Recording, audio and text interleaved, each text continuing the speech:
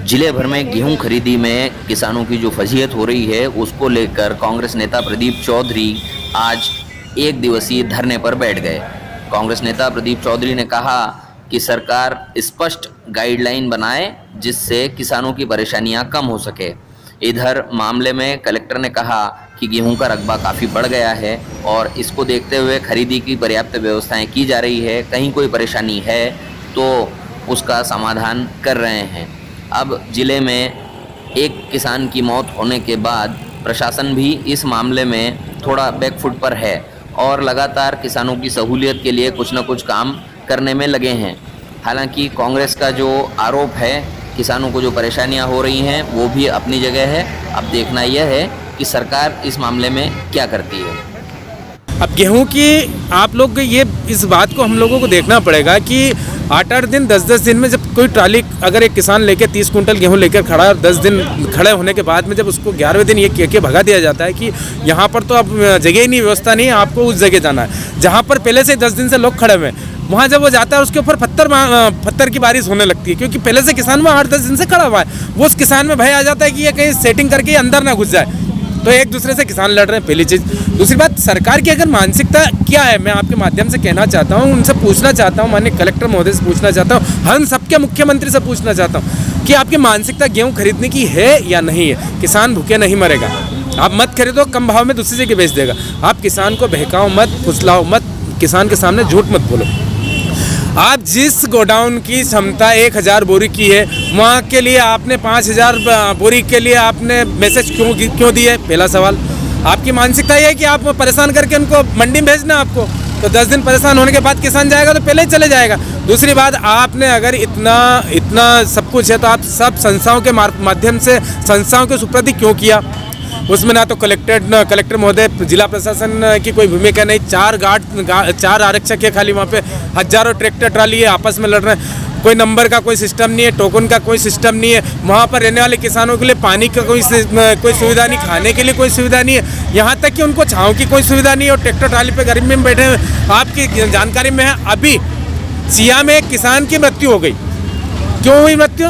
वो लगातार 5 दिनों से उसके नंबर का रास्ता देख रहा था और ये भारी गर्मी तपिश जो अभी जिस प्रकार से 45 डिग्री तापमान में वो उसकी फसल को बेचने आया, उस मायूसी में उसको अटैक आ गया। अब इसका जिम्मेदार कौन रहेगा? कौन जिम्मेदार इसका? हमारी मांग आपसे ये है माननीय कलेक्टर महोदय, हमारी मांग आपसे मुख्यमंत्री महोदय कि आप इतना कर दीजिए कि जितना खरीदना उतना बुलाइए। आप वहाँ पर प्रशासन का एक अधिकारी नियुक्त कीजिए जो वहाँ मॉनिटरिंग करे। बड़े कांटे से तुलाई चालू कीजिए। आप बड़े कांटे से क्यों तुलाई नहीं कर रहे? आप पूरे देवास के अंदर, देवास जितनी आसपास की तहसीलें लगती है, आप मानेंगे बड़ी शर्म की बात है कि 100 से 125 ट्राली सब जगह मिलकर तुलती है और हजारों की संख्या में किसान खड़ा है। तो क्या ये हम अगले साल तक तुलाई करते रहेंगे? अच्छा, दूसरा ये है कि मौसम भी लगातार अब मानसून का आ रहा है, तो किसानों का जो गेहूं, जो ट्रालियां जो खड़ी हैं, यदि उस पर बारिश होती है तो ये कितना बड़ा नुकसान आप इसमें? हाँ, तो ये सरकार की यही मानसिकता है ना। सरकार की मानसिकता है कि किसान डर के भागे। किसान डटा हुआ है क्योंकि जेब में पैसा नहीं है, जेब में पैसा नहीं है और बच्चों की फीस भरना है, बच्चों के लिए सामान खरीदना, आगे फसल के बुआई करना है, खाद बीज खरीदना, उसके पास पैसा नहीं है। किसान का वो डर है, उसको वो तकलीफ है और सरकार चाहती है कि कैसे भी मानसून आ जाए और ये घर बच जाए। तो इसी बात की हमारी लड़ाई है, हमारी मांग इसी बात से है कि आप अनुशासित बनकर, आप नियम अच्छे बनाकर, आप कठोर, आप ईमानदारी से इनकी फसल खरीद दीजिए। आपको जितना खरीदना उतना खरीदिए। आप कह दीजिए कि इससे ज़्यादा नहीं खरीदेंगे, जो खरीदना उसको एक दिन में खरीद लो, 2 दिन में खरीद लो।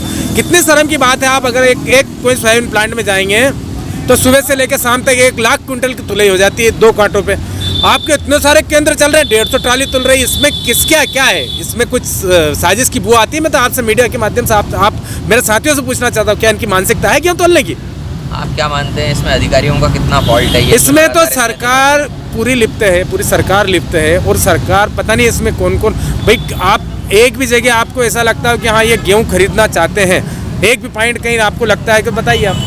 भैया, एक उपार्जन केंद्र पे धांधले का भी आरोप है। किसानों ने लगाया है कि हमारे को 4-5 दिन के लिए टोकन दिए गए थे, मतलब 4-5 दिन हो गए हमको टोकन भी हमारे पास, पर अंदर जब हमारे को अभी 4-5 दिन हो गए, पर किसानों का अंदर 1-1 हज़ार रुपये लेकर उनकी ट्राली तोड़ रहे हो रही है 4-5 दिन। मैं वही आपके माध्यम से कहना चाह, अनियमितता, सोसाइटी के भरोसे सब छोड़ दिया। सोसाइटी के में कितने कर्मचारी रहते हैं? 4-5-6।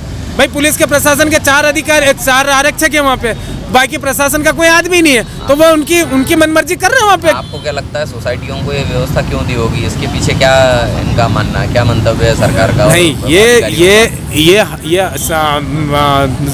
सरकार के ये उपक्रम है, सरकार की संस्था है, इसका कोई विरोध नहीं है, खरीदना चाहिए, वो उसकी कोई बात नहीं है। टेक्निकल बात ये है कि आप इनको सही तरीके से तुलवाई में आपकी ज़रूरत है ना, कलेक्ट्रेट से एक अधिकारी, एक SDM की आप ड्यूटी लगाइए, तहसीलदारों की ड्यूटी लगाइए, आप तहसीलदार लगाइए, पटवारियों की ड्यूटी लगाइए, कम से कम वो वहाँ खड़े रहे, उनके सामने सब कुछ हो, तुलई उनके सामने हो, किसान आपस में झगड़े नहीं, अंदर सोसाइटी के ऊपर नकेल कस के रखे, सोसाइटी वाले ढंग से काम करें, उनकी मर्जी पड़े तो कर रहे हैं, नहीं तो नहीं कर रहे। जिस किसान की बड़ा सवाल ये है कि जिस किसान की मृत्यु हुई है, उस किसान के परिवार के लिए आप क्या सहायता या क्या मांग रहे हैं अभी? देखिए, अभी हमने सहायता की कोई मांग नहीं की है। अभी हमारा तो सिर्फ प्राथमिकता पे ये है कि आप कुछ करिए कि अगला कोई किसान नहीं मरे। हम भविष्य में इस बारे में बात करेंगे, अभी कोरोना का संकट चालू है, उसके लिए हम बात करेंगे, प्रयास करेंगे, हम बात करेंगे, प्रदेश नेतृत्व हमारा बात करेगा कि किसान, हम तो शहीद कहते हैं उस किसान को, उसकी भी बात करेंगे, लेकिन आज हम इसके लिए बैठे कि कोई अगला किसान मौत के मुँह में न जाए, उस व्यवस्था को सुचारू रूप से की जाए। प्रदीप चौधरी जी हमारे साथी हैं। आज किसानों की मांगों को लेकर एकल धरने पे बैठे हैं, उनका समर्थन करने आए, उनसे मुलाकात करने आया हूँ। वास्तव में देखा जाए तो किसान हितैषी सरकार बनती जरूर है, परंतु प्रैक्टिकल बात करके देख लें आप, कल ही एक किसान की मृत्यु हुई है रात में। 5-5 दिन तक SMS आने के बाद नंबर नहीं आ रहे हैं। इस सरकार को हो क्या गया है? मैंने पहले भी कहा था, डकैती डालकर बनाई गई सरकार ज्यादा दिन चलने वाली नहीं है।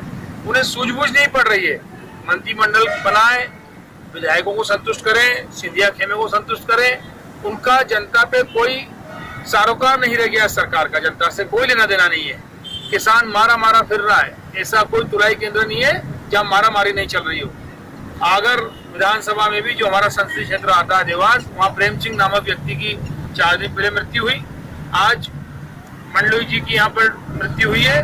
मैं पूछना चाहता हूँ कि जिम्मेदार जनप्रतिनिधि कहाँ है? ये जो क्या जिम्मेदार जनप्रतिनिधि उनसे मिलने पहुंचे? कि इनकी जिम्मेदारी किसकी है? सरकार किसकी है? इनकी कोई जिम्मेदारी नहीं बनती है। केवल फोटो खिंचाना और नौटंकी करना इनका काम है। कांग्रेस पार्टी ने मांग करी है कि 1-1 करोड़ रुपए का मुआवजा दोनों मृतकों को देना चाहिए। पहले कांग्रेस कमेटी के ट्वीट पे आ चुका है। माननीय पूर्व मंत्री सज्जन सिंह वर्मा जी, माननीय पूर्व मंत्री जीतू पटवारी जी और कमलनाथ जी ने ट्वीट करके बता दिया, वो मांग भी कर ली गई है। आप उठा के सब देख लें। और निश्चित रूप से बड़ा खेद का विषय है कि सरकार के कान में जू तक नहीं रेंग रही। इस बार हमारे यहाँ बहुत बड़ी मात्रा में गेहूं की खरीदी हुई है। अभी तक हमारा अनुमान ये होता था कि जो उपार्जन होता है उसका लगभग 25-30% की उपार्जन के रूप में आता है। इस बार चूंकि परिस्थितियाँ अलग थी, लॉकडाउन के कारण हमारे किसान भाई बाहर अपना गेहूं नहीं बेच सके, इसलिए वो सारा का सारा गेहूं हमारे उपार्जन केंद्रों तक आया है। हमारी पूरी टीम ने बहुत मेहनत के साथ काम किया। सभी किसान भाइयों का पूरा सहयोग मिला। शुरुआत में दिक्कतें थीं, बारदाने की कमी थी, लेकिन शासन ने इसको समय पर हमें बारदाना उपलब्ध कराया। अब कहीं कोई संकट नहीं है। जैसा आप जानते हैं कि 31 तारीख आखिरी दिन था, लेकिन हमारे लगभग 38 केंद्रों पर हमें 5 दिन के लिए खरीदी की अनुमति मिली है। पूर्व में भी कुछ किसानों के बिलिंग के संबंध में दिक्कतें थी, ये दिक्कतें भी अब दूर हो गई हैं। तो सभी केंद्र हमारे सुचारू रूप से चल रहे हैं और हम 5 दिन में इस कार्य को पूरा करेंगे। सर, देखा जा रहा है कि काफ़ी गेहूं अभी जो खरीदा जा चुका है वो भी खुले में है, तो मौसम बदल चुका है, बरसात आ रही है। अब इस गेहूं को खराब होने से बचाने के लिए क्या उपाय कर रहे हैं? ये हमारी भी चिंता का विषय है, लेकिन मैं आपको बताना चाहूँगा कि जो लगभग 3.5 लाख मीट्रिक टन गेहूँ हमने खरीदा है, उसका 90% हम ट्रांसपोर्ट कर चुके हैं। जो खुले में रखा हुआ है उसके लिए भी आज हम पूरी व्यवस्था कर चुके हैं और वेयर हाउस में उसको भेज दिया जाएगा। हम नहीं चाहते कि गेहूँ या चने का एक दाना भी बारिश से खराब हो।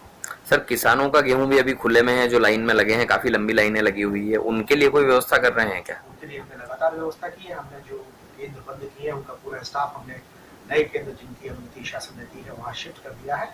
और हमारा पूरा प्रयास है, भरसक हमारी कोशिश है कि किसानों को कोई असुविधा ना हो और समय पर हम खरीदी का काम पूरा कर सकें। सर, सरकार द्वारा मैसेज जारी होने के बावजूद भी लोग 4-4 दिन खड़े रह रहे हैं, ये क्या मामला पूरा? कई बार किसान भाइयों को जो मैसेज मिले तो वो उस समय नहीं आ पाए किन्हीं कारणों से।